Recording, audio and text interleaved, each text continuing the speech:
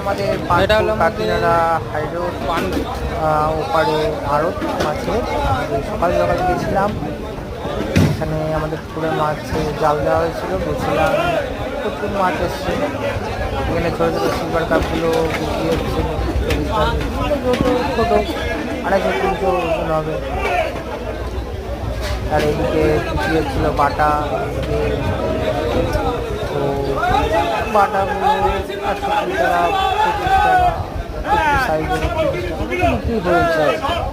একটা বেলার দিকে একটু কমে গেছিল মানে দামটা।